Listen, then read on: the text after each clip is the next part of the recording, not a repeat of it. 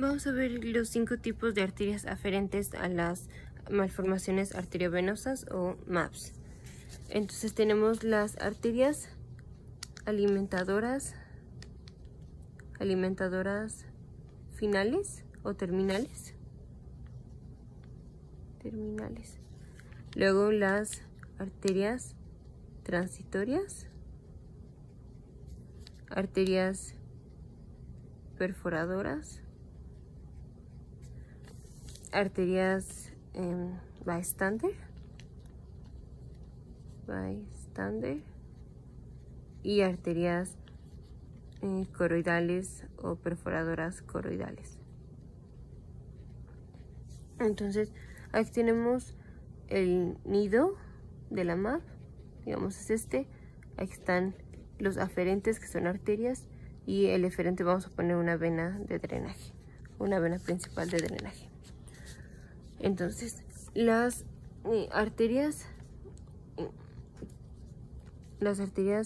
alimentadoras terminales, esas son arterias que terminan en la MAV y solo irrigan la MAV, o sea, no irrigan parte de tejido nervioso normal antes o después de la MAV, solo están irrigando a la MAV y tienen flujo con alta velocidad y su diámetro es grande. Como su diámetro es grande, su pared es gruesa, se coagulan. En dado caso de que no se puedan coagular, se les pone un clip, como si fuera un clip de aneurisma, y ya después de ahí se pueden dividir. Las arterias transitorias, estas tienen un diámetro menor al de las arterias alimentadoras terminales, pero mayor al de la bystander. Estas arterias son, como su nombre lo dice, son transitorias. Dan ramas a tejido normal antes de la MAV, dan ramas a la MAV y dan ramas después de la MAV. Entonces esta arteria no se puede sacrificar fácilmente. Se tienen que tratar las ramas que irrigan la MAV. Entonces estas las vamos a identificar porque son más tortuosas, más dilatadas que las ramas que no irrigan a la MAV, y estas se van a cortar. La manera en la que se hace es con esqueletizar la arteria, que es ir cortando las ramas, y nos vamos acercando al tronco de la arteria. Estas arterias transitorias son comunes encontrarlas en arterias, en MAVs pericallosas, por ejemplo. Y luego las arterias, o sea, si llegamos a ocluir la arteria aquí, pues la parte distal va a sufrir y pues generaríamos un infarto para el paciente. Entonces, aquí solo hay que cortar las ramas que irrigan la MAV. Luego las arterias perforadoras, estas son también llamadas como las arterias diablo, porque son arterias que irrigan completamente a la MAV de manera similar a las arterias alimentadoras terminales, pero estas atraviesan sustancia blanca, o sea, tractos importantes, áreas elocuentes, y o sea, van profundo al cerebro. Entonces, si llegan a sangrar, vamos a tener que estar moviendo más tejido para llegar ahí. También cuando sangran muy energéticamente, entonces es difícil coagularlas, y también por su tamaño pequeño es difícil coagularlas. Entonces estas no se coagulan, estas se les ponen microclips. Estas arterias perforadoras están en la parte ependimal, o sea, no superficiales, en el espacio subaracnoideo como las arterias terminales, alimentadoras terminales. Entonces, estas van a ser más difíciles de encontrar. Ejemplos de las arterias perforadoras incluyen las ramas lenticuloestriadas de la arteria cerebral media o de la arteria cerebral anterior, ramas perforadoras insulares del segmento M2 de la arteria cerebral media, ramas talamoperforadoras de la arteria comunicante posterior y algunas perforadoras del tallo cerebral. Luego tenemos las arterias bystander. Esta es una arteria que literal nada más está ahí, cerca de la MAV, pero no la irriga.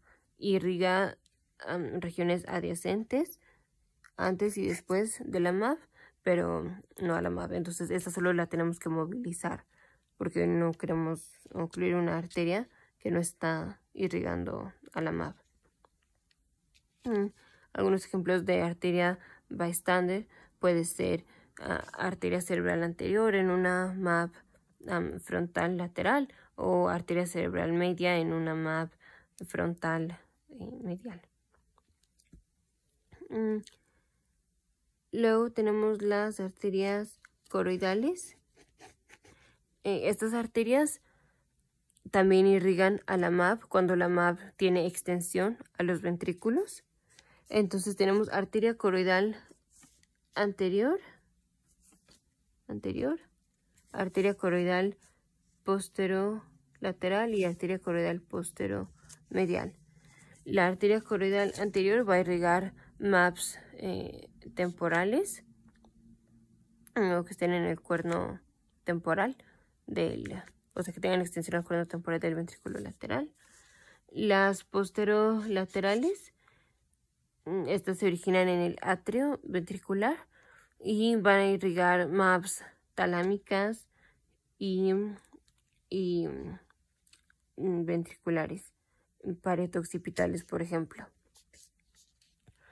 Y la MAV y la arteria coroidal posteromedial, esta nace en el velum interpositum y va a irrigar MAVs talámicas y de ganglios basales que tengan extensión a los ventrículos. Entonces estas arterias coroidales sí tienen capa gruesa de la pared, entonces se coagulan y generalmente hay que coagularlas antes de que sangren. Entonces las más peligrosas son las arterias perforadoras. Las más fáciles, digamos, son las arterias terminales, alimentadoras terminales, y las coroidales, digamos, que están entre las dos. Las bystander, estas solo hay que evitarlas, y las transitorias hay que esqueletizarlas para cortar nada más las ramas coagular las ramas que van a la MAV, pero no las distales o proximales que tienen irrigación a tejido normal. Aquí la técnica de la coagulación generalmente se coagula de proximal a distal, porque digamos aquí está el tronco de la arteria, aquí está una rama, entonces si coagulamos de proximal a distal, digamos, aquí le dimos un llegue, entonces ya aquí el flujo para acá está disminuyendo, entonces es más fácil coagular esta parte que ya no tiene tanto flujo. Entonces ya, o sea, de haberle dado un llegue para acá, nos vamos así, luego ya vamos de distal a proximal, o bueno, vamos de proximal, así nos vamos yendo, entonces sería de proximal a distal. Luego aquí tenemos, digamos, una rama más grande, entonces le podemos dar un llegue aquí y entonces vamos coagulando así. Si lo hiciéramos de la manera contraria, aquí tenemos esta misma rama. Si queremos coagular de aquí para acá, conforme vamos coagulando vamos aumentando la presión de la arteria y ahí la podríamos romper. Entonces la coagulación es de proximal a distal. Otras cosas que pueden ayudar es si el paciente ya tuvo embolización de la MAV, es más fácil coagular esas arterias que ya fueron embolizadas.